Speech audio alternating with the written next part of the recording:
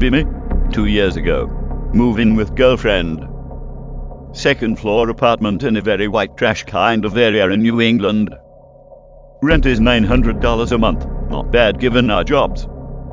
2 weeks after moving in was when some very minor paranormal activity began.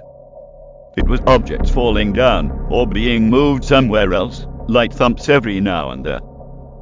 This would be how activity continues for about 2 months. 2 months into living there is one night when we hear someone moving about in the kitchen.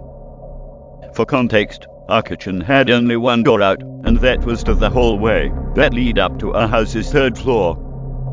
That door was locked. All the doors were locked.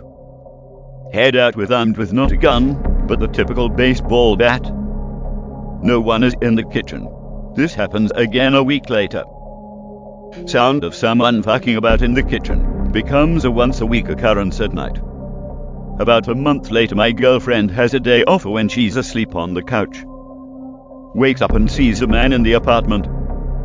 She calls the police, but they find no evidence anyone but her and the dog were in the apartment at the time. Describes what she saw as a normal-looking man, white, in maybe his 30s or something, but wearing blue, all dark blue. The blue man, as I dubbed him, would be seen regularly. He'd appear randomly, not just in the apartment, but all over the property. I've even seen him once in the backyard early one morning. There was also a shadow person. I started seeing it randomly. Would always get a threatening vibe from him when I'd see it, like it hated us or something. No, there was never an instance where the blue man and the shadow person were seen at once. Shadow person was strictly in the house in all the apartments, while blue man wasn't bound to just inside the house. At some point a family moved into the third floor. It was a week when the mom came down to her apartment and asked us if we heard anything strange. Told her yes. The mom tells us about an encounter her son had. Her son, who was maybe 10 or so, told her he saw a young boy staring in through the third floor window. Just typing that made me so uneasy. Immediately creeped out. For those keeping score at home, that is officially 3 ghosts in one house. 10 months into living in-house. The activity ramps up. What used to be objects falling became objects flying off kitchen counter, items tossed off couch. 8. Girlfriend learns the first floor tenants have also run into the blue man. Then comes in the basement. God, I hated that basement. Every time I went down there it felt like I was being watched. This dark and hateful energy just came over me whenever I was down there. There was clearly a presence that wanted me out of there, and I would oblige. One night while doing laundry down there, I heard what I can only describe as a guttural hiss. I would begin hearing the hissing noise around the apartment from time to time after that. One night all the tenants are outside in the backyard.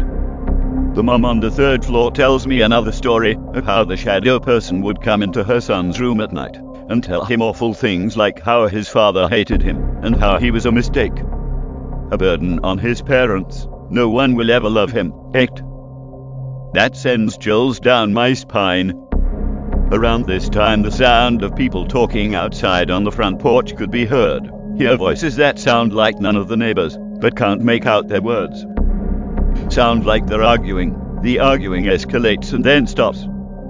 There's also the sound of a phantom car that pulls into driveway at night, that never leaves or is seen. At around the 1-year mark I would have an encounter with the man in blue. He was trying to speak to me. I couldn't quite get the grasp of what he was trying to say to me, but I could see the words on his lips seem frantic. He just disappears. The activity in the home seems to hit its peak when one night both girlfriend and I encounter the shadow person.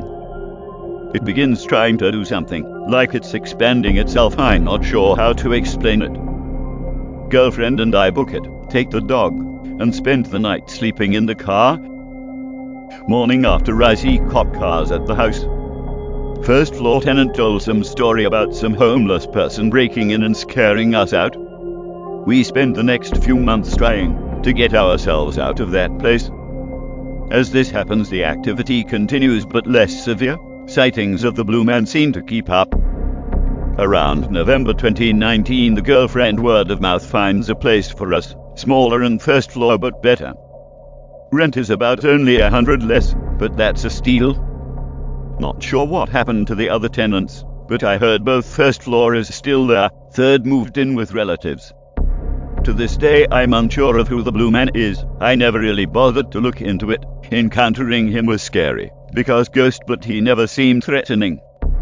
Never did figure out anything about the child ghost, the hissing, or entity in the basement.